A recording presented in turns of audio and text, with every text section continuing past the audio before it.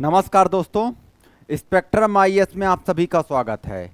जैसा कि आपको ज्ञात है कि हमारे द्वारा लगातार मध्य प्रदेश को कवर कराया जा रहा है और मध्य प्रदेश को हम लोग टॉपिक वाइज कर रहे हैं और वो सारे डायमेंशन कवर कर रहे हैं ताकि आपको किसी भी प्रकार से तकलीफ न जाए।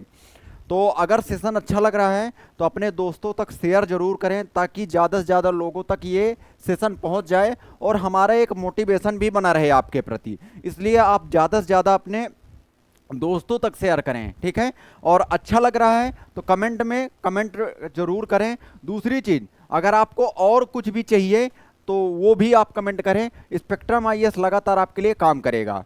चलें आगे की ओर बढ़ते हैं।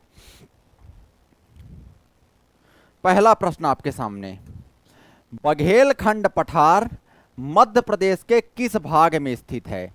बघेलखंड का पठार मध्य प्रदेश के किस भाग में स्थित है? तो मैंने, अगर आपको याद आ रहा है, कल के लेक्चर में बताए थे।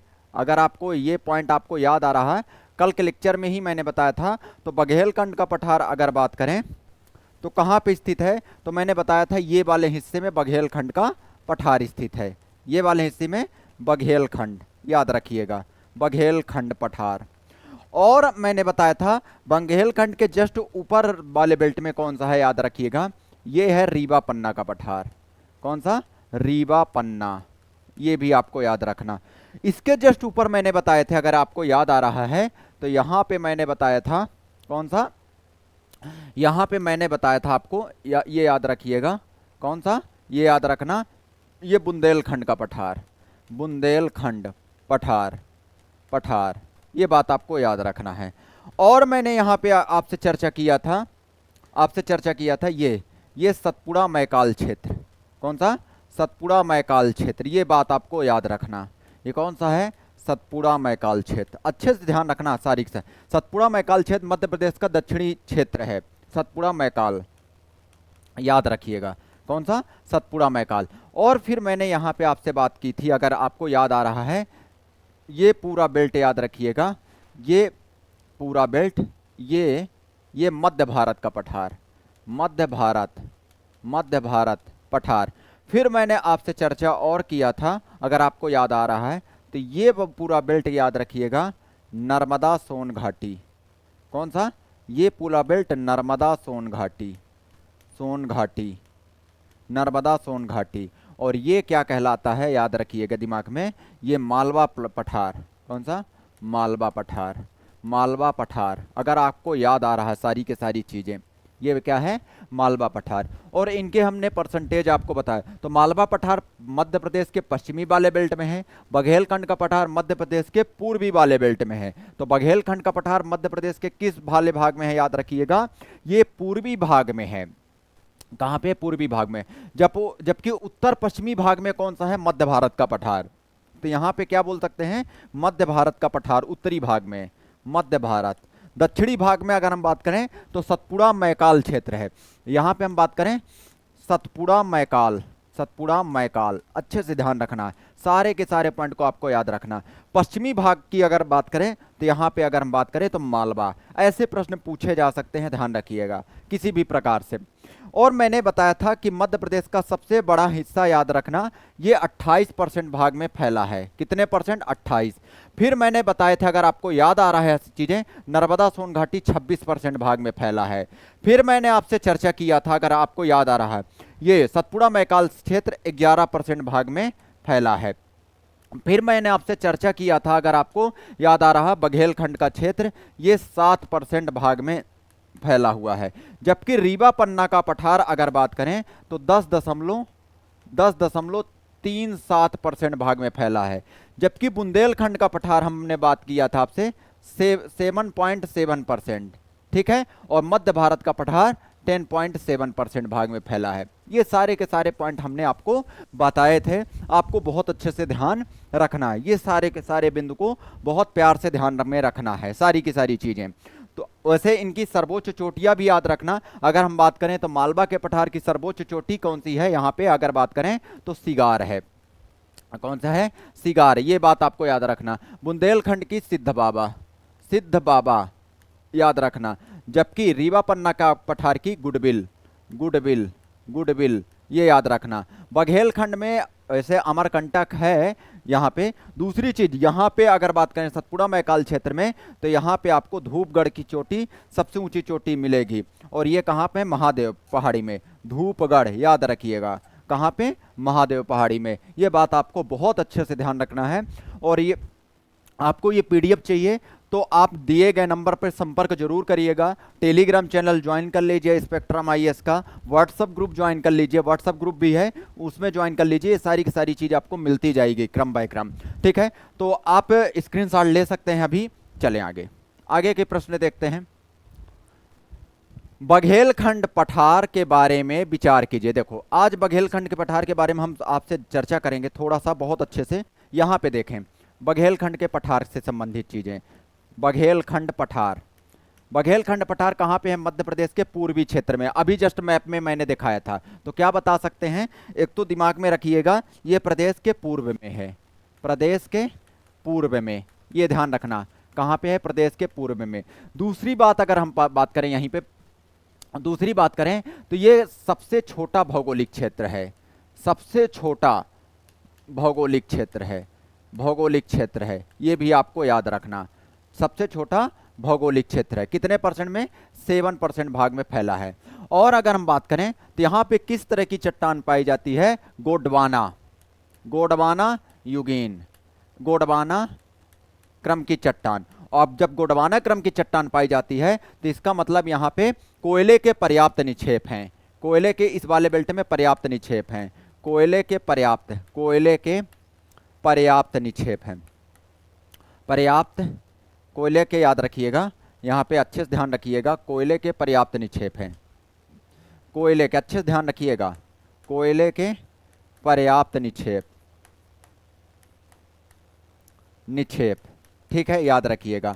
इस वाले बेल्ट में अत्यधिक वर्षा होती है, अत्यधिक मतलब अगर हम बात करें यहाँ पे मैप के थ्रू समझें यहाँ पे, तो अगर आपको मैं बता दूं, अगर हम आपको बता दें यहाँ पे तो इस वाले रीजन में बहुत ज़्यादा वर्षा होती है, ध्यान रखिएगा। ये पूरा रीजन है यहाँ पे, अब मैं आपके थ्रू बता देता हूँ। ये पूरे वाले बेल्ट में बहुत, पूर्वी वाले बेल्ट में बहुत ज़्यादा वर्षा होती है इसकी अपेक्षा, तो यहाँ पे भी बहुत ज़्यादा वर्षा होगी, ये बात आपको बहुत अच्छे से ध्यान रखना। तो यहाँ पे अत्यधिक वर्षा होती है, अत्यधिक वर्षा, ये भी आपको याद रखना। मतलब कोयले के पर्याप्त निक्षेप है, ये भी बात आपको याद रखना। दूसरी चीज अत्यधिक वर्षा होती है। और यहाँ पे अत्यधिक, ये वाले बेल्ट में कौन सी मिट्टी पाई जाती है? लाल पीली मिट्टी, आपको मैंने बताए थे अगर याद आ रहा, लाल पीली मृदा इसी वाले बेल्ट में पाई जाती है। कहाँ पे पाई जाती है? देखो यहाँ पे ये वाले बेल्ट में लाल पीली मृदा पाई जाती है। कहाँ, कौन सी वाले बेल्ट में? ये वाले बेल्ट में लाल पीली, इधर काली मृदा, इधर जलोढ़ मृदा, इधर पश्चिमी बेल्ट में कौन सी? काली मृदा भी पाई जाती है। इधर यहाँ पे लेटेराइट मृदा पाई जाती है। कहाँ पे? सतपुड़ा मैकाल क्षेत्र में। यहाँ पे लाल पीली मृदा भी देखने को मिलती है, बात आपको ध्यान रखना। तो लाल पीली मृदा और लाल पीली मृदा प्लस यहाँ पे अत्यधिक वर्षा होती है, जिस कारण यहाँ पे चावल की अत्यधिक खेती होती है। याद रखना यहाँ पे चावल की खेती की जाती है, ये बात आपको याद रखना है। किसकी खेती? चावल, चावल की कृषि की जाती है, याद रखिएगा। दूसरी चीज आपको यहाँ पे आपको याद रखना, बघेलखंड क्षेत्र से या ये मुख्य रूप से शहडोल हो गया, रीवा हो गया, कटनी हो गया, ये वाला बेल्ट किसके अंतर्गत आता है? बघेलखंड रीजन के अंतर्गत। सिगरौली हो गया, ठीक है, ये बघेलखंड क्षेत्र के अंतर्गत आता है, क्योंकि सिगरौली वाला बेल्ट, शहडोल वाला बेल्ट, उमरिया वाला बेल्ट ये बघेलखंड क्षेत्र के अंतर्गत आता है, ध्यान रखिएगा। रीवा वाला बेल्ट, ठीक है, थोड़ा सा ध्यान रखिएगा। तो यहाँ पे आपको बघेलखंड पठार के अंतर्गत आता है ये बात। और यहाँ से कौन सी नदी अगर बात करें तो यहाँ पे सोन नदी प्रवाहित, क्योंकि शहडोल से भी प्रवाहित होती है, सिगरौली से भी, सोन और उसकी सहायक नदी जैसे गोपद, गोपद, बनास, ये नदियाँ यहाँ से प्रवाहित होती है, ये बात आपको बहुत अच्छे से ध्यान रखना बघेलखंड रीजन में। और यहाँ पे किस तरह के वनस्पति पाई जाती है? सामान्य रूप से अगर बात करें तो आर्द्र पर्णपाती वन, कैसे? आर्द्र वन पाए जाते हैं, कुल मिला के आर्द्र वन बोल सकते हैं, आर्द्र वन भी पाए जाते हैं यहाँ पे। ये बात आपको बहुत अच्छे से ध्यान रखना है, ये बात आपको बहुत अच्छे से ध्यान रखना है बघेलखंड क्षेत्र को, ठीक है, बहुत अच्छे से। देखो बघेलखंड पठार के बारे में विचार कीजिए। मध्य प्रदेश के कुल क्षेत्रफल का 9% नहीं भैया, मध्य प्रदेश के कुल क्षेत्रफल का कितने परसेंट है? 7% है। इसका मतलब ये ऑप्शन कैंसिल हो गया, ठीक है, कितने परसेंट? 7% भाग में।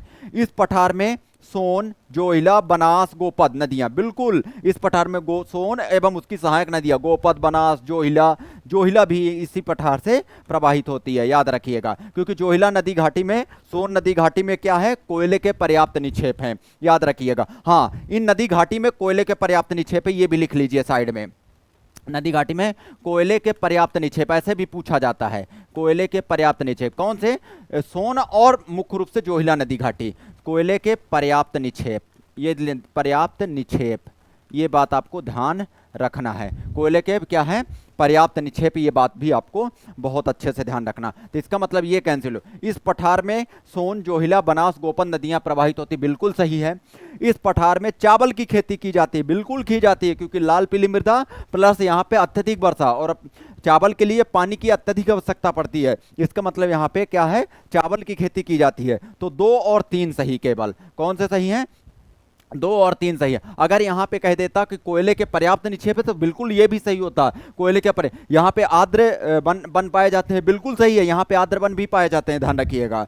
ये सारे के सारे यहाँ पे किस तरह की चट्टान है? गोंडवाना क्रम की चट्टान है, याद रखिएगा। ये सारे के सारे पॉइंट आपको बहुत अच्छे से दिमाग में रखना है, ठीक है। बघेलखंड के संबंध में, बघेलखंड का पठार किससे घिरा हुआ है अगर बात करें तो ये यहाँ पे घिरा हुआ है बघेलखंड, रीवा पन्ना का पठार। इसके उत्तर में कौन सा है? मैंने बताया था रीवा पन्ना। और दक्षिण में अगर बात करें तो कौन सा है? सतपुड़ा मैकाल, सतपुड़ा मैकाल, ये भी आपको याद रखना। और पश्चिम में कौन सा है? याद रखना, नर्मदा सोन घाटी। यहाँ पे नर्मदा सोन घाटी, देखो मैं दिखाता हूँ ताकि आपको कभी किसी तरह से प्रॉब्लम ना जाए। नर्मदा सोन घाटी देखो यहाँ पे मैप में, यहाँ पे क्लियर हो जाएगा आपको। ये मैप में देखो, अगर हम बात करें यहाँ पे तो इसके उत्तर में, बघेलखंड के उत्तर में रीवा पन्ना, दक्षिण में ये क्या है? सतपुड़ा मैकाल, और पश्चिम में अगर बात करें इसके जस्ट पश्चिम में नर्मदा सोन घाटी है, हर एंगल से। और पश्चिम में क्या है? मालवा का पठार। ये बात भी आपको ध्यान रखना। ये सारे के सारे पॉइंट को आपको बहुत प्यार से याद रखना है, ठीक है। क्लियर है बातें? इसी तरह आपको आगे की ओर बढ़ते चलना है। हम आपको सारे डायमेंशन देंगे, चिंता मत करिएगा। अगला प्रश्न, मध्य प्रदेश में प्रमुख रूप से किस प्रकार की चट्टानों का विस्तार पाया जाता है? देखो मैं आपको बता देता हूं, यहां पे अगर हम बात करें आर्कियन, विंध्यन, गोंडवाना, उपरोक्त सभी। अगर हम बात करें मध्य प्रदेश में प्रमुख रूप से किस प्रकार की चट्टान की बात कर रहा है, चट्टान ना कि युग की बात कर रहा है। मध्य प्रदेश तो गोंडवाना युग का हिस्सा है। अगर युग की बात करें तो गोंडवाना हिस्सा है, क्योंकि भारत का प्रायद्वीपीय पठार गोंडवाना युग का हिस्सा है और उसी प्रायद्वीपीय पठार का हिस्सा हमारा मध्य प्रदेश है। लेकिन यहाँ पे क्या बोल रहा? चट्टान, ये बात आपको याद रखना। तो मध्य प्रदेश में कई तरह की चट्टान पाई जाती है, मैं उसको लिख देता हूं। इसकी टेक्निक लिख लीजिए, आधा कवि गोंद, आधा, ये क्रम याद रखिए, पूछा जाता है। आधा कवि गोंद, बहुत अच्छे से ध्यान रखना, आधा कवि गोंद, ठीक है। फिर यहाँ पे टर्सरी अलग से याद रखना और क्वार्टनरी अलग, टर्सरी, यहाँ पे टर्सरी चट्टान याद रखना, टर्सियरी और क्वार्टनरी, क्वार्टनरी, ठीक है, ध्यान रखना। तो यहाँ पे अगर हम बात करें तो आ से याद रखना आर्कियन क्रम, आर्कियन, आ से याद रखना आर्कियन, ये सबसे पुरानी चट्टान है, ठीक है। इसी से सारी की सारी चट्टानें बनी है।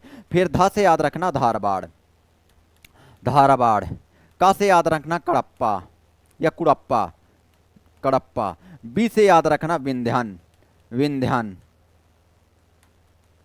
गो से याद रखना गोंडवाना, गोंडवाना, क्या याद रखना? गोट से गोंडवाना, गोंडवाना, द से याद रखना दक्कन, दक्कन ट्राइब, और टर्सरी से याद रखना टर्सरी, तृतीयक कल्प, टर्सियरी, और क्वार्टनरी, ये याद रखना चतुर्थक काल, चतुर्थक काल, चतुर्थक काल, कौन सी? चतुर्थक, चतुर्थक। देखो यहां पे टर्सरी काल की चट्टान नहीं पाई जाती मध्य प्रदेश में, इसलिए नहीं पाई जाती। टर्सरी काल की चट्टान आपको कहां पे देखने को मिलेगी? हिमालय में देखने को मिलेगी, क्योंकि हिमालय मध्य अगर बात करें तो प्रायद्वीपीय पठार के बाद बना है, ठीक है, मतलब प्रायद्वीपीय पठार ज्यादा पुराना है किसके से, किसके अपेक्षा, हिमालय की अपेक्षा। ये भी बात आपको बहुत अच्छे से ध्यान रखना है। अब देखो ये जो आर्कियन चट्टान है ये सबसे पुरानी है, ये मध्य प्रदेश में पाई जाती है सबसे पुरानी। चलो कहाँ कहाँ पाई जाती है कौन चट्टानें वो देख लेते हैं। सबसे पुरानी ये धारवाड़, देखो यहाँ पे मैप में समझो ताकि आपको एग्जैक्ट याद होता जाए सारी की सारी चीजें। देखो बहुत अच्छे से ध्यान रखना, बहुत अच्छे से ध्यान रखना। अगर हम आर्कियन क्रम की चट्टान की बात करें तो ये वाले बेल्ट में बुंदेलखंड रीजन में आर्कियन क्रम की चट्टान पाई जाती है। यहाँ पे आर्कियन याद रखना, आर्कियन क्रम की चट्टान। धारवाड़ क्रम की चट्टान की बात करें तो धारवाड़ क्रम की चट्टान यहाँ पे पाई जाती है। कहाँ पे, ये वाले रीजन में धारवाड़ क्रम की चट्टान।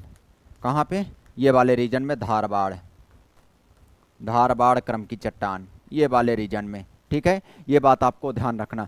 कडप्पा क्रम की चट्टान अगर हम बात करें तो मुख्य रूप से अगर हम बात करें कडप्पा क्रम की चट्टान तो ये पन्ना छतरपुर वाले बेल्ट में यहाँ पे देखने को मिलेगी, पन्ना और ग्वालियर वाले बेल्ट में देखने को मिलेगी अलग अलग जगह पे। यहाँ पे कडप्पा क्रम की चट्टान, क्योंकि इसकी दो सीरीज है, एक बिजावर सीरीज है और एक है ग्वालियर सीरीज, याद रखिएगा कडप्पा क्रम की चट्टान, ये ध्यान रखना है। फिर अगर हम बात करें विंध्यान तो विंध्यान क्रम की चट्टान विंध्याचल पर्वत के में पाई जाती है। कहाँ पे, विंध्यान क्रम की चट्टान यहाँ पे पाई जाती है। बात आपको बहुत अच्छे से ध्यान रखना, विंध्यान, ये बात आपको अच्छे से याद रखना, विंध्यान क्रम की चट्टान। फिर हम अगर बात करें गोंडवाना क्रम की चट्टान तो गोंडवाना क्रम की चट्टान आपको यहाँ पे देखने को मिलेगी, ये गोंडवाना क्रम की चट्टान यहाँ पे देखने को मिलेगी। एक मिनट, ये धारवाड़ यहाँ पे देखने को मिलेगा, ध्यान रखना ये वाले बेल्ट में, ये मुख्य रूप से धारवाड़ देखने को मिलेगा। ये दक्षिण पूर्वी वाले बेल्ट में यहाँ पे बघेलखंड रीजन में गोंडवाना देखने को मिलेगा, अभी जस्ट बताया था बघेलखंड रीजन में गोंडवाना। जबकि यहाँ पे अगर बात करें दक्कन ट्रैप की चट्टान, ये पूरे बेल्ट में जहाँ पे काली मृदा पाई जाती है, जहाँ पे काली मृदा पाई जाती है दक्कन ट्रैप की, क्योंकि मालवा के पठार का निर्माण दक्कन ट्रैप की चट्टाने से हुआ है, दक्कन ट्रैप की चट्टान यहाँ पे पाई जाती है। जबकि टर्सरी चतुर्थक काल की चट्टान जहाँ पे जलोढ़ मृदा के निक्षेप है तो यहाँ पे भी पाए जाएंगे, याद रखना चतुर्थक काल, और नर्मदा सोन घाटी के किनारों में यहाँ पे भी पाए जाएंगे। ये बात आपको बहुत अच्छे से ध्यान रखना, यहाँ पे भी पाए जाएंगे जहाँ पे नर्मदा सोन घाटी के, नर्मदा नदी के द्वारा जलों अवसादों का जमाव किया गया है, ये बात आपको बहुत अच्छे से ध्यान रखना है। ये सारे के सारे अब थोड़ा कुछ पॉइंट बता रहा हूँ। आर्कियन क्रम की चट्टान सबसे पुरानी है। धारवाड़ क्रम की चट्टान को खनिजों की पेटी कहा जाता है, क्योंकि यहाँ पे खनिज बहुत ज़्यादा मात्रा में है। कडप्पा क्रम की चट्टानों में मध्य प्रदेश में हीरा पाया जाता है, हीरा कौन सी, बिजावर श्रेणी में, ये बात आपको बहुत अच्छे से ध्यान रखना। विंध्यन क्रम की चट्टान में मुख्य रूप से चूना पाया जाता है, ये भी आपको याद रखना।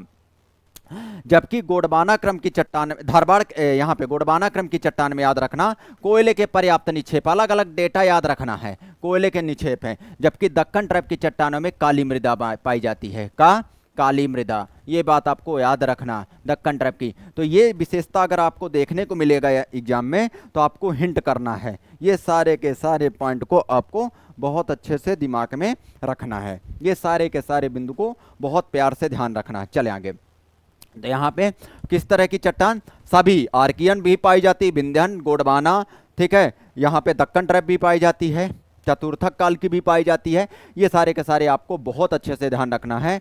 धारवाड़ क्रम की भी पाई जाती है, ये सारे के सारे आपको बहुत प्यार से ध्यान रखना। हाँ, आपको नोट्स बनाते चलना है, नहीं आपको बहुत तकलीफ जाएगी, इस बात को आपको बहुत अच्छे से ध्यान रखना है।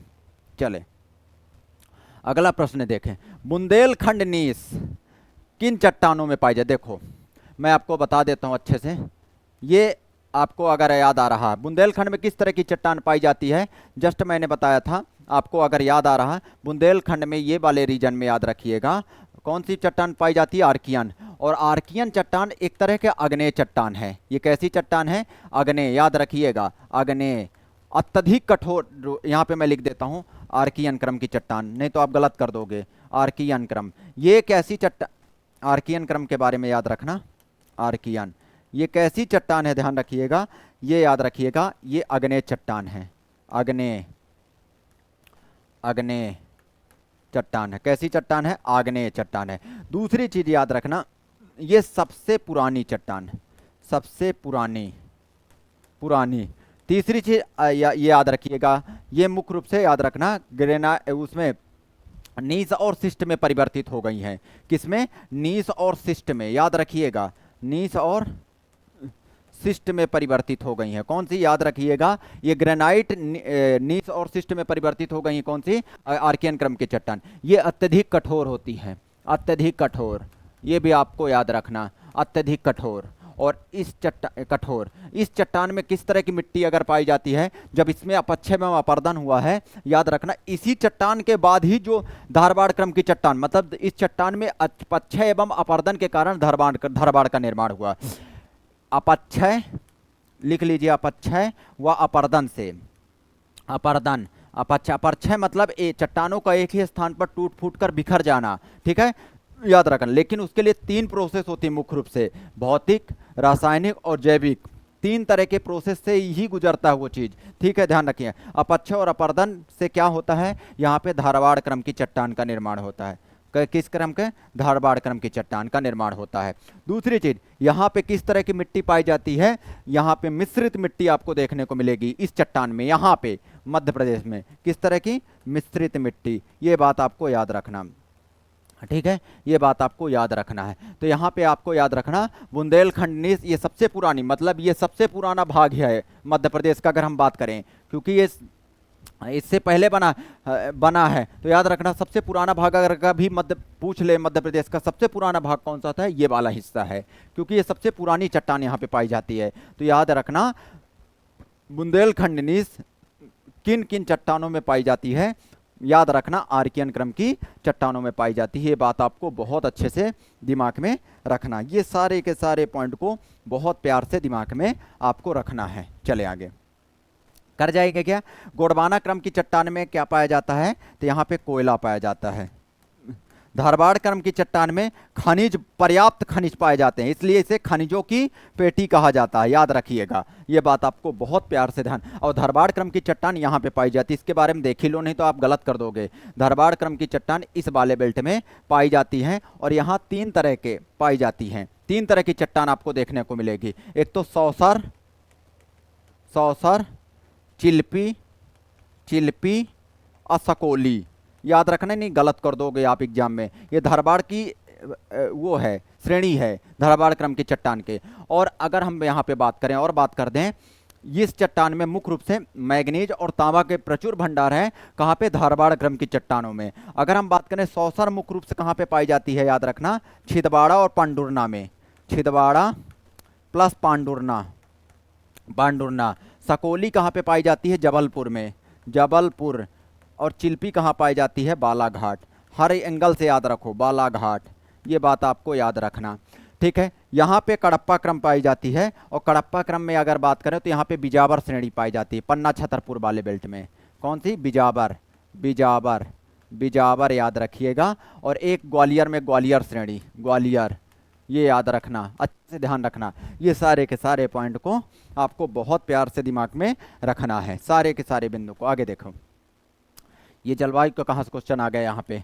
मालवा के पठार में किस प्रकार की जलवायु पाई जाती है? मैंने कल ही बताया था, समशीतोष्ण जलवायु, मतलब ना तो ग्रीष्म ऋतु में अधिक गर्मी, ना तो शीत ऋतु में अधिक ठंडी। मतलब अगर हम बात करें तो ग्रीष्म ऋतु में क्या? ना अधिक गर्मी, याद रखिएगा। शीत ऋतु में ना अधिक ठंडी,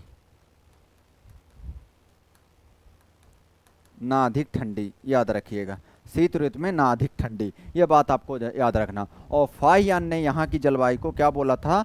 विश्व की सर्वश्रेष्ठ जलवायु। फाहियान ने क्या बोला? यान ने विश्व की सर्वश्रेष्ठ जलवायु।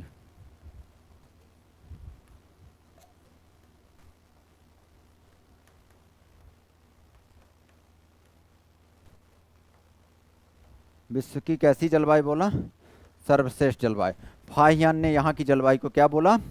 विश्व की सर्वश्रेष्ठ जलवायु कहा। ये बात आपको बहुत अच्छे से ध्यान रखना है, ये बात आपको प्यार से ध्यान में रखना है, सारी की सारी चीज़ें। तो मालवा में किस प्रकार की जलवायु पाई जाती है? समशीतोष्ण जलवायु पाई जाती है।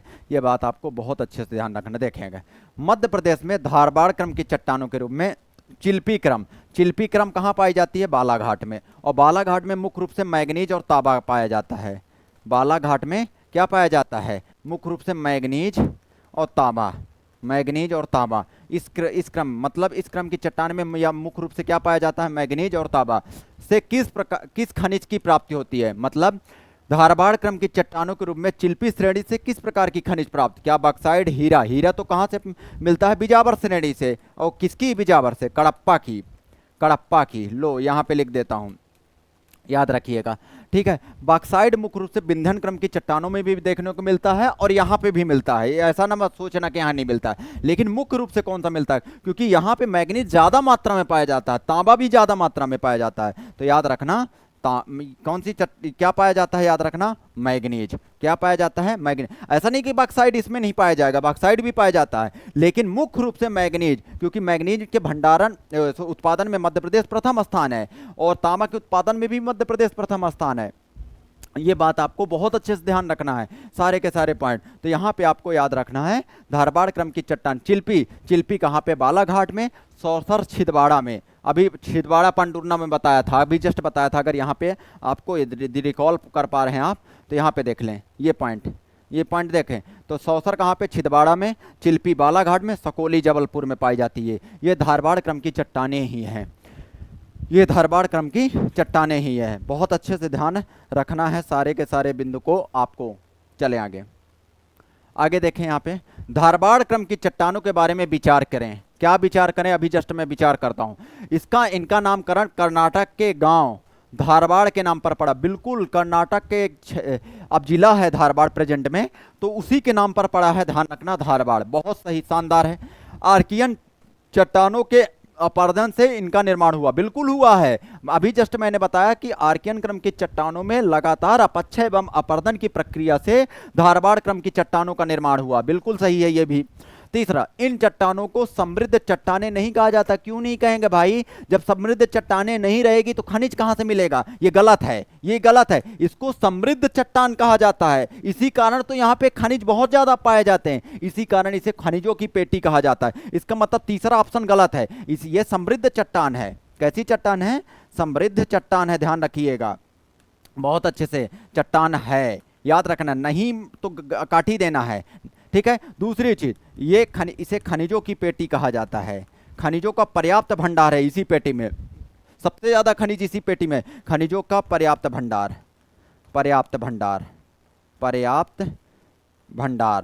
याद रखिएगा, खनिजों का पर्याप्त भंडार है, ठीक है। और यहाँ पे ये धारबाड़ क्रम की चट्टान पाई जाती है। ये वाले बेल्ट में धारबाड़ क्रम की चट्टान पाई जाती है, ध्यान रखिएगा, ठीक है।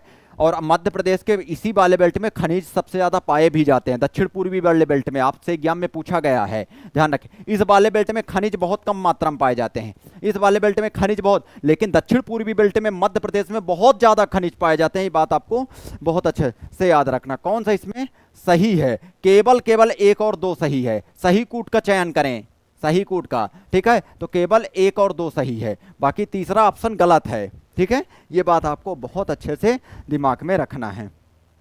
आगे बढ़ें। मध्य प्रदेश के पन्ना जिले में हीरे की प्राप्ति होती है। पन्ना जिले में हीरे की प्राप्ति होती है कड़प्पा क्रम की चट्टान से। और कड़प्पा में अगर श्रेणी की बात करें तो बिजावर श्रेणी से, बिजावर, याद रखना। अब यहाँ पे हीरे की अगर बात करें तो पन्ना और कहाँ कहाँ पाया जाता है हीरा? पन्ना में भी पाया जाता है, छतरपुर में, छतरपुर और सतना, ये ध्यान रखना। अगर हम पन्ना की बात करें तो यहाँ पे रामखेरिया जगह है, रामखेरिया। और बात अगर हम कर लेते हैं, रामखेरिया, हिनौता, याद रखना। छतरपुर की अगर बात करें तो यहाँ पे बक्सवाहा का जंगल, याद रखिएगा। अंगोर, देवभोर, ये वाले बेल्ट में मुख्य रूप से यहाँ पे पाया जाता है। तो पन्ना में अगर बात करें तो रामखेरिया, हिनौता, मझगवा, एक और याद रखना, मझगवा, ये मझगवा में भी पन्ना हीरा पाया जाता है। छतरपुर में बक्सवाहा, का जंगल है, अंगोर देवभोर, याद रखना। और यहाँ से हीरा अगर पन्ना की बात करें तो किलकिला नदी के किनारे से निकाला जाता है। कौन सी नदी? किलकिला, किलकिला, ये भी आपको याद रखना। और किम्बरलाइट पाइप से निकाला जाता है। कौन सी? किम्बरलाइट पाइप से, किम्बरलाइट पाइप से, पाइप से। हीरा किस तरह के खनिज है? धात्विक है कि अधात्विक? याद रखना अधात्विक है। कैसा है? अधात्विक, ये भी आपको याद रखना है, अधात्विक, याद रखना। सबसे कठोर है, याद रखना। हीरा ग्रेफाइट कैसा? अधात्विक है। और ये किस क्रम की चट्टानों में पाया जाता है? कडप्पा क्रम की चट्टानों में पाया जाता है, याद रखिएगा। दूसरी चीज, गोंडवाना क्रम की चट्टान में क्या पाया जाता है? कोयला, याद रखिएगा। ठीक है, ये बात आपको बहुत अच्छे से ध्यान रखना है। सारे के सारे पॉइंट को बहुत प्यार से दिमाग में रखना है। सारे के सारे पॉइंट को आपको बहुत प्यार से दिमाग में रखना है। आगे बढ़ें।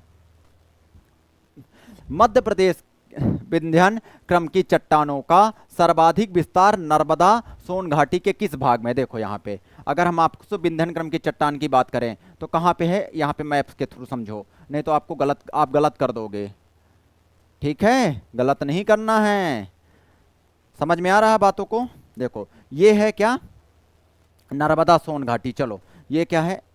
ये क्या है? नर्मदा सोन घाटी। ये क्या है? नर्मदा सोन घाटी। यहाँ पे लिख देता हूँ नर्मदा सोन घाटी, सोन घाटी। और ये क्या है? अगर हम बात करें तो विंध्याचल पर्वत। कौन सा है? ये क्या है अगर हम बात करें? अरे ये क्या है? विंध्याचल पर्वत। ये क्या है? विंध्याचल पर्वत। समझ रहे हैं ना? मतलब इसका मतलब नर्मदा सोन घाटी के उत्तर में विंध्याचल पर्वत है, नर्मदा सोन घाटी के उत्तरी भाग में विंध्याचल पर्वत है। समझ रहे हैं बात को? क्या प्रश्न पूछ रहा कि मध्य प्रदेश में विंध्यान क्रम की चट्टानों का सर्वाधिक विस्तार नर्मदा सोन घाटी के किस भाग में पाया जाता है? पूर्वी भाग, पश्चिमी भाग, विंध्यान चट्टान जो भी है, दक्षिणी भाग, और यहाँ पे उत्तरी भाग। तो यहाँ पे किस भाग में? उत्तरी भाग में पाई जाती है। ये बात आपको बहुत अच्छे से ध्यान रखना है। सारे के सारे पॉइंट को आपको बहुत अच्छे। और इस क्रम की चट्टाने में मुख्य रूप से क्या पाया जाता है? चूना पत्थर के जमाव, चूना पत्थर के जमाव, याद रखिएगा। चूना पत्थर के जमाव बहुत इंपॉर्टेंट है, ये प्रश्न पूछा जा सकता है। क्या ये पूर्व से पश्चिम की ओर फैली है ये चट्टान? ये बात आपको याद रखना है। ठीक है, ये बात आपको बहुत है। और चूना पत्थर के जमाव है जिसके कारण यहाँ पे सीमेंट उद्योग को बढ़ावा मिला है। अगर आपसे पूछेगा कि क्या विंध्यान क्रम की चट्टान के आसपास सीमेंट उद्योग को बढ़ावा मिला है, तो कह देना हाँ। क्यों मिला है? क्योंकि यहाँ पे चूना पत्थर के जमाव है, तो यहाँ पे सीमेंट उद्योग को बढ़ावा मिला है, सीमेंट उद्योग को बढ़ावा मिला है, बढ़ावा मिला है। अगर सच में सेशन अच्छा लग रहा है तो लाइक एंड शेयर करना ना भूलें, क्योंकि हमारी मेहनत लगती है यहाँ पे। हमारी क्या लगती है? मेहनत लगती है। ये बात आपको बहुत अच्छे से दिमाग में होनी चाहिए। सारी की सारी चीज़ें आपको बहुत बेहतरीन तरीके से दिमाग में होनी चाहिए। इसलिए आपको सेशन को ज़्यादा से ज़्यादा शेयर करना है, ज़्यादा से ज़्यादा लाइक्स करना है, ज़्यादा से ज़्यादा सारी चीज़ करना है। आगे की ओर बढ़ें।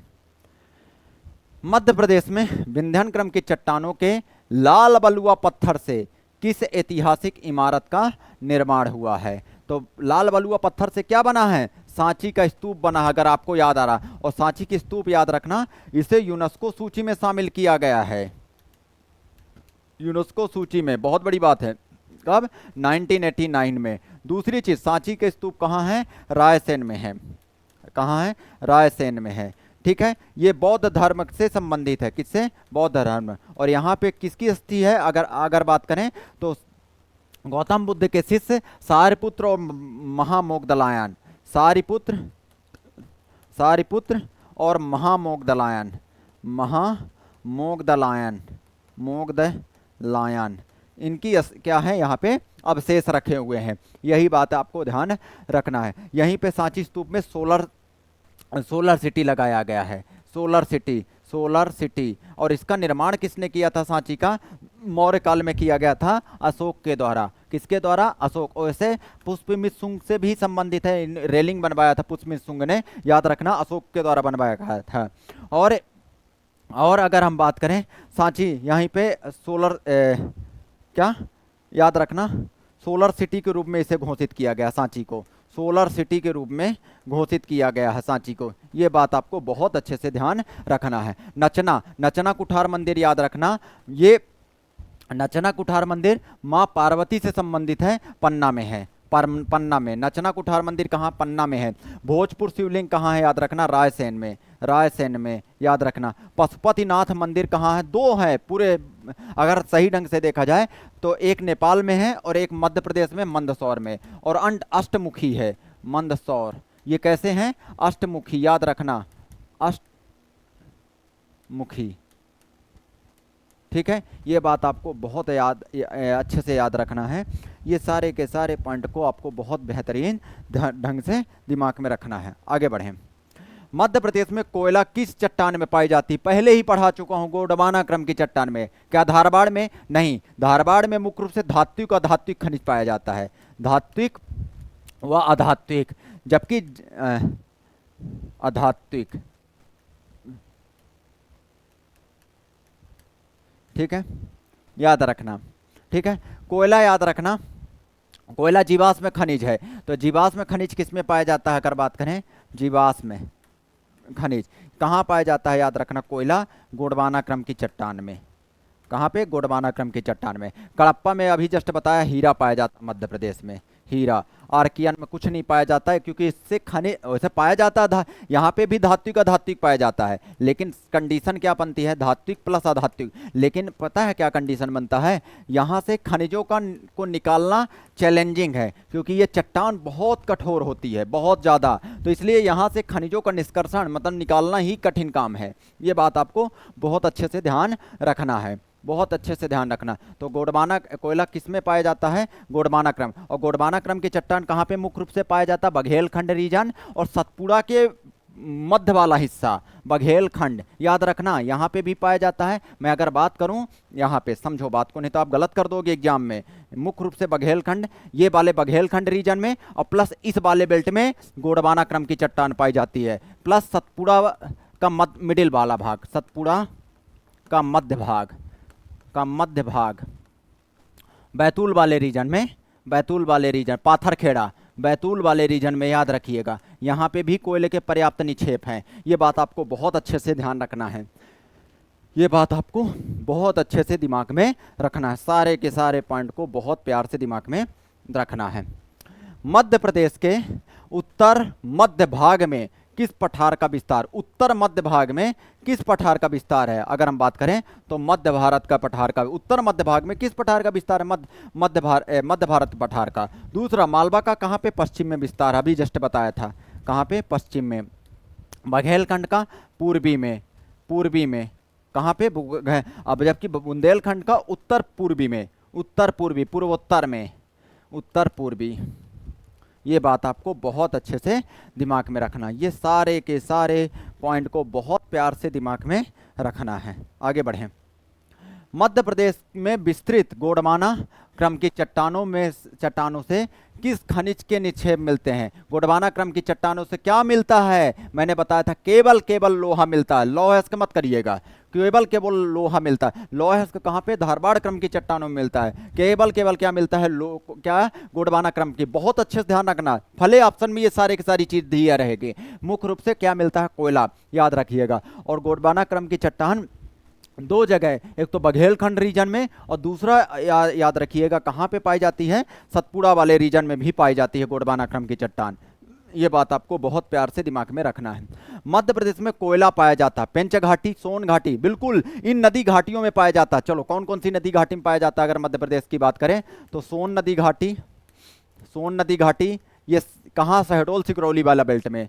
लो लिख देता हूँ, नहीं तो आप गलत कर दोगे। शहडोल सिगरौली वाले बेल्ट में, सिगरौली वाले बेल्ट में। दूसरा अगर बात करें तो जोहिला घाटी, जोहिला घाटी में भी पाया जाता है, ये उमरिया वाला बेल्ट में, उमरिया वाले बेल्ट में। और अगर हम बात करें पेंच घाटी में भी पाया जाता है, पेंच घाटी में भी कोयला के निक्षेप पाए जाते हैं मध्य प्रदेश, ये मध्य प्रदेश की बात चल रही है। और हम बात करें कान्हन घाटी में भी पाया जाता है कोयला का निक्षेप, कान्हन घाटी, ये बात आपको बहुत अच्छे से ध्यान रखना। तो इन नदी घाटियों में मध्य प्रदेश में कोयले के पर्याप्त निक्षेप पाए जाते हैं, याद रखना इन नदी घाटियों। और इनमें सबसे ज़्यादा अगर मध्य प्रदेश में बात करें तो सोन नदी घाटी में पाया जाता है, ध्यान रखना। तो पेंच घाटी में भी पाया जाता है, सोन घाटी में, उपरोक्त में से सभी। ये बात आपको बहुत अच्छे से याद रखना। कान्हन घाटी मतलब छिंदवाड़ा वाले बेल्ट में पाया जाता है, लो ये भी लिख देता हूँ। पेंच घाटी मतलब सिवनी छिंदवाड़ा वाला बेल्ट में, सिवनी प्लस छिंदवाड़ा वाले बेल्ट में। ये बात आपको बहुत अच्छे से ध्यान रखना है, ये बात आपको बहुत प्यार से ध्यान रखना है, सारी की सारी चीज़ें। आगे बढ़ें। भू विज्ञान की दृष्टि से मध्य प्रदेश किस भाग का हिस्सा? मैंने बताया था अगर आपको गोंडवाना लैंड का हिस्सा है। कैसे याद रखना गोंडवाना लैंड, कैसे ध्यान रखना, देखो यहाँ पे देखो, नहीं तो आप गलत कर दोगे। देखो आज से कैम्ब्रियन काल की बात चल रही है, ठीक है, सॉरी कार्बोनीफेरस की युग की बात कर रहे हैं, कार्बोनीफेरस युग की बात करें। ऐसे याद रखो, तुम छोड़ो चक्कर, तुम ऐसे याद रखो, जो आज 7 महाद्वीप है ना, प्रारंभ में सभी महाद्वीप जुड़े हुए थे, जिसे क्या कहा जाता था, प्रारंभ में सभी महाद्वीप आपस में जुड़े हुए थे, जिन्हें क्या कहा जाता था, पैंजिया कहा जाता था। खत्म करो कहानी ऐसे, नहीं तो आप फंस जाओगे उस तरह में, पैंजिया, ठीक है। और इसके चारों ओर जो जलराशि हुआ करती थी उसे क्या कहा जाता था, पैंथालासा, उसे पैंथालासा। ये बात आपको याद रखना, ठीक है, अच्छे से ध्यान रखना। दूसरी बात अगर हम बात करें, इस कालांतर में इस पैंजिया में क्या हुआ, विभाजन। कालांतर में इस पैंजिया में क्या हुआ बाबू, विभाजन। ये बात आपको याद रखना। और विभाजन होने के बाद ये पैंजिया 2 टुकड़ों में बट गया, और ऊपरी वाला टुकड़ा क्या कहलाया। अगर हम बात करें यहाँ पे, अगर एक और वो बनाएं तो आपको क्लियर हो जाएगी बातें, एक और बनाएं तो यहाँ पे आपको क्लियर हो जाएगी। तो ये ऊपरी वाला हिस्सा क्या कहलाया, और निचले वाला हिस्सा, ऊपरी वाला हिस्सा अंगारा लैंड कहलाया, अंगारा लैंड। याद रखना, हमें अंगारा लैंड से मतलब ही नहीं है, अभी नहीं है मतलब, लारेशिया, इसी को लारेशिया। जबकि निचला वाला हिस्सा क्या कहलाया, ये गोंडवाना लैंड, गोंडवाना लैंड।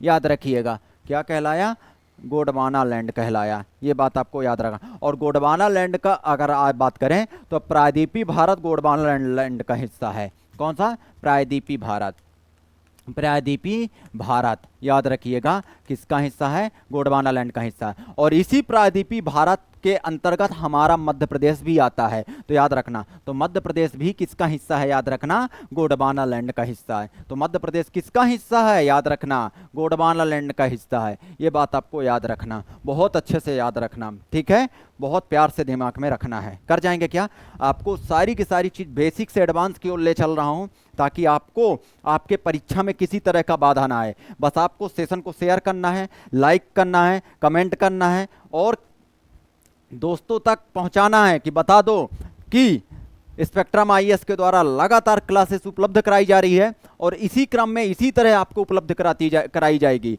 इसलिए आप लोग ज़्यादा से ज़्यादा सेशन को शेयर करें, ठीक है। और संस्था में आके विजिट भी कर सकते हैं, ठीक है। ये सारी की सारी चीज़ें आपको कंटिन्यू मिलती जाएगी। आगे बढ़ें। मध्य प्रदेश में ऊपरी गोंडवाना क्रम की चट्टानों के रूप में महादेव उपक्रम, महादेव उपक्रम को अन्य किस नाम से जाना जाता है, तो याद रखना, पचमढ़ी उपक्रम के नाम से जाना जाता है। मतलब ये गोंडवाना क्रम की ऊपरी गोंडवाना क्रम और निचली गोंडवाना क्रम कई क्रम में बांटा गया है। तो ये महादेव, याद रखना, महादेव क्रम की चट्टान को किस नाम से जाना जाता है, उपक्रम के नाम से पचमढ़ी। यहाँ पे भी कोयले के पर्याप्त निक्षेप हैं, कोयले के पर्याप्त निक्षेप, याद रखिएगा, ये बात आपको याद रख। ये तालचेल उपक्रम कहाँ पे, उड़ीसा में है, उड़ीसा में, लो ये भी याद रखना। और ये महानदी घाटी और ब्रह्मणी घाटी में है, महानदी याद रखना, नहीं गलत कर दोगे, प्लस ब्रह्मणी घाटी, ब्रह्मणी घाटी में है। और यहाँ पे भी पर्याप्त कोयले हैं, पर्याप्त कोयला,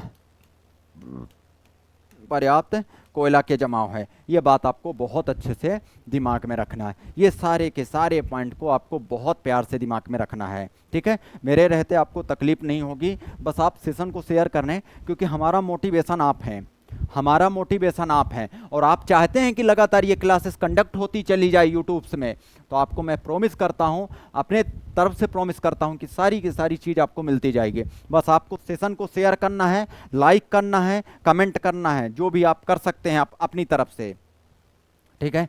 काली मिट्टी का निर्माण किस किन चट्टानों के अपरदन से हुआ? जस्ट बताया था, अगर आपको याद आ रहा, दक्कन ट्रैप की चट्टान। देखो यहाँ पे अगर आपको बहुत अच्छे से दिमाग में रखना है तो मैंने पढ़ाए थे, अगर आज ही पढ़ाए थे बाबू। देखो कहाँ पे, रुको मैं आपको दिखाता हूँ, ये पढ़ाया था बाबू। देखो मैंने पढ़ाया था कि दक्कन ट्रैप की चट्टानों में काली मृदा का विकास होता है, याद रखना। तो यही प्रश्न अभी आ गया यहाँ पे। देखो यहाँ पे बहुत अच्छे से ध्यान रखना, काली मृदा का विकास याद रखना, किस तरह की चट्टानों में? दक्कन ट्रैप की चट्टानों में से इसका हुआ है विकास, याद रखिएगा, ठीक है। दक्कन ट्रैप की चट्टानों में क्या है? बेसाल्टिक लावा का जमा हुआ था। क्या हुआ था? बेसाल्टिक लावा का, ये भी आपको याद रखना, बेसाल्टिक लावा। और बेसाल्टिक लावा के जब जमाव हुआ था तो इसमें लगातार अपक्षय एवं अपरदन की प्रोसेस हुई, जिसके कारण यहाँ पे काली मृदा का विकास हुआ। और काली मृदा मध्य प्रदेश में कहाँ पे पाई जाती है? याद रखना, काली मृदा यहाँ पे पाई जाती है, याद रखना। इसकी जल धारण करने की क्षमता अत्यधिक होती है, सब कुछ बता देता हूँ। देखो ये काली मृदा यहाँ पे पाई जाती है, सब कुछ याद रखना। और यहाँ पे 3 तरह की काली मृदा पाई जाती है, 47% में पाई जाती है काली मृदा। अगर बात करें तो यहाँ पे 3 तरह की काली मृदा पाई जाती है। एक तो साधारण काली, याद रखना। दूसरी अगर बात करें गहरी काली, याद रखना। तीसरा अगर बात करें तो यहाँ पे छिछली काली, याद रखना बाबू, ये अच्छे से याद रखना सारे के सारे पॉइंट। साधारण काली की बात अगर हम करें, साधारण काली की बात करें तो साधारण काली मुख्य रूप से ये वाले बेल्ट में साधारण काली पाई जाती है।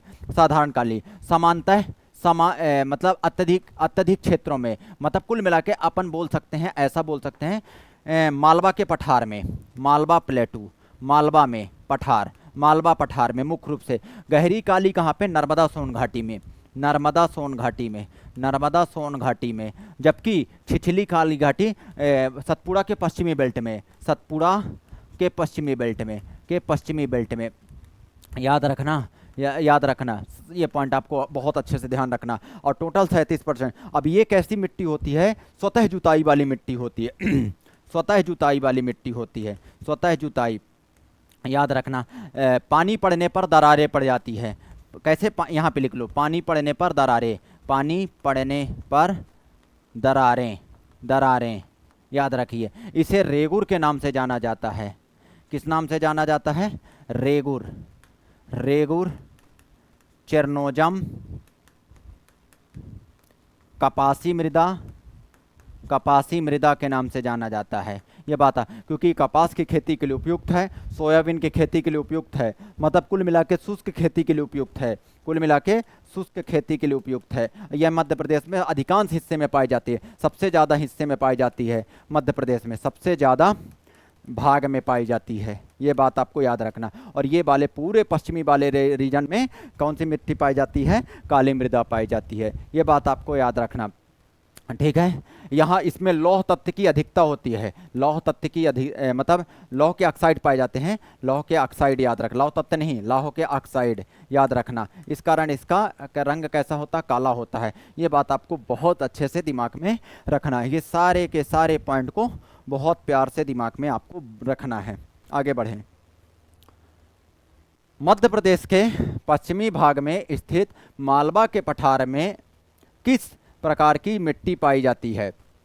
मध्य प्रदेश के पश्चिमी भाग में स्थित मालवा के पठार में किस प्रकार की मिट्टी पाई जाती है? काली मृदा पाई जाती है। जस्ट अभी आपको बताया है, ये वाले बेल्ट में काली मृदा पाई जाती है। ये पॉइंट आपको बहुत प्यार से ध्यान रखना है, सारे के सारे पॉइंट को, ठीक है। सारी की सारी चीज। लैटेराइट मिट्टी कहाँ पाई जाती है मध्य प्रदेश में? ये भी बता देता हूँ, नहीं तो आप कहोगे कि सर लैटेराइट मिट्टी अब नहीं बताते हैं। देखो ये इसको मसालों की मिट्टी कहा जाता है, मतलब ये याद रखना, इसमें मसालों की खेती की जाती है मुख्य रूप से। दूसरी चीज, भवन निर्माण के लिए उपयुक्त मिट्टी होती है। ये भवन निर्माण, ईंटें बनाई जाती है, भवन निर्माण हेतु उपयुक्त होती है। और ये मध्य प्रदेश के मुख्य रूप से जहाँ पे ज़्यादा वर्षा होती है उस वाले रीजन में पाई जाती है। और मध्य प्रदेश का आपको पता है बाबू कहाँ पे सबसे ज़्यादा वर्षा होती है? सब पता है आपको, बस आप बताते चलो। बस यहाँ पे इस वाले बेल्ट में बहुत ज़्यादा वर्षा होती है ना, इस वाले, एक सेकंड, यहाँ पे नहीं, एक मिनट, थोड़ा सा इसको ऐसे कर देते हैं, थोड़ा सा आपको अच्छे से दिमाग में, ताकि आपको याद रहे। इस वाले बेल्ट में मुख्य रूप से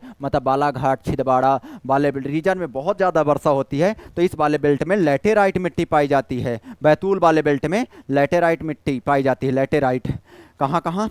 बैतूल, बालाघाट, बालाघाट, छिंदवाड़ा, इस वाले बेल्ट में छिंदवाड़ा, याद रखना, ठीक है। और यहीं पे लेटेराइट मिट्टी बैतूल में जो एक जगह है कुकड़ू खापा हिल्स, कुकड़ू खापा हिल्स, खापा हिल्स, यहाँ पे याद रखिएगा किसकी खेती की जाती है, काफ़ी की खेती की जाती है। और काफ़ी एक तरह का ये क्या है, मसालों के अंतर्गत आता है, ध्यान रखना। काफ़ी की खेती की जाती है, बहुत अच्छे से ध्यान रखना। लेटेराइट, और लेटेराइट मिट्टी सबसे कम मात्रा में पाई जाती है। सभी 5 तरह की मिट्टी पाई जाती है मध्य प्रदेश में, उसमें से सबसे कम लेटेराइट मध्य प्रदेश में पाई जाती है। लाल पीली, ये वाले बेल्ट में, ये वाले बेल्ट में लाल पीली मृदा पाई जाती है। ये बात आपको बहुत अच्छे से दिमाग में रखना है। इनमें से कौन सी चट्टान नवीनतम चट्टान है? इनमें सबसे नवीन मैंने बताया था आधा कवि गोंद। अब आप बताओ, खुद सोचो, यहाँ पे देखो, आओ देखो जल्दी से, आधा कवि गोंद में आओ। आधा कवि गोंद कहाँ लिख दिया था? आधा कवि गोंद यहाँ पे शायद लिख दिया था, यहाँ पे नहीं लिखा है, यहाँ पे लिखा है क्या? ये आधा कवि गोंद। ये आधा कवि गोंद में देखो, सबसे पुरानी तो ये होगी आर्कियन। आधा कवि गोंद अगर यहाँ पे बात करें तो आर्कियन के बाद धारवाड़ है पुरानी, फिर कडप्पा, फिर विंध्यान, फिर गोंडवाना, फिर दक्कन, फिर टर्सरी, फिर क्वाटरनरी। मतलब क्वाटरनरी याद रखिएगा, ये सबसे नवीन है क्वाटरनरी। अगर हम बात करें, और इसमें सबसे नवीन, तो यहाँ पे धारवाड़, तो ये सबसे पुरानी कौन सी है याद रखना? सबसे नवीनतम ये सबसे पुरानी है, सबसे पुरानी ये है। फिर दूसरे नंबर में सबसे पुरानी ये धारवाड़ आधा कवि गोंद, गोंद मतलब यहाँ पे ये तीसरे नंबर में पुरानी है। फिर टर्सरी, टर्सरी सबसे नवीन है, याद रखना। तो इसमें सबसे नवीन कौन सी चट्टान है अगर बात करें तो याद रखना टर्सरी है। ये बात आपको बहुत अच्छे से याद रखना। देख रहे हो, क्रम पूछ लिया। अगर आप अच्छे से नहीं पढ़ोगे तो आपसे क्रम नहीं बनेगा। ये बात आपको बहुत अच्छे से ध्यान रखना है। आगे बढ़ो। मध्य प्रदेश में मालवा पठार से उद्गमित होकर उत्तर पूर्व की ओर प्रवाहित होने वाली अधिकांश नदियां किस नदी में मिलती हैं? देखो यहाँ पे, अब अच्छे से मैप समझो, मैप समझोगे तब बनेगा ये सारी की सारी चीज़ें, नहीं तो आपसे नहीं बनेगा। ये बात आपको मैं खुल के बता रहा हूँ, ये अच्छे से ध्यान रखना सारे के सारे पॉइंट। तो क्या याद रखोगे यहाँ पे? अगर हम बात करें तो यहाँ पे मैप के थ्रू आपको बहुत सारी बातें हम आपसे कहना चाहते हैं, इसलिए कहना चाहते हैं कि आपको कहने पे मुझे कोई तकलीफ नहीं है, याद रखना। तो यहाँ पे विंध्यान, ये क्या है, क्या बोला है? मालवा के पठार, सॉरी मालवा के पठार की बात चल रही है। किसकी पठार की बात चल रही है? ये मालवा। और मालवा के पठार से अधिकांश नदियाँ उद्गमित होकर ऐसे प्रवाहित होती है। इसकी सहायक नदियाँ मतलब चंबल एवं उसकी सहायक नदियाँ उद्गमित होकर फाइनली कहाँ पे मिलती हैं? यमुना नदी में। कहाँ पे? यमुना नदी में। तो ये कहाँ पे जाएंगी? यमुना नदी में। ये बात आपको बहुत अच्छे से दिमाग में रखना है, ठीक है। आप क्लासेस कंटिन्यू करिए, यहाँ पे दिया गया नंबर है, क्लासेस चल रही है, इस नंबर पे आप संपर्क करें, इस नंबर पे संपर्क करें। ये भंवर कुआं में क्लासेस चल रही है, इंदौर में वेदा बिजनेस पार्क में। तो आप लोग संस्था में विजिट कर सकते हैं, सारी की सारी चीज़ें आपको इसी क्रम में मिलता जाएगा। तो मिलते हैं नेक्स्ट क्लास में। Have a nice day, thank you.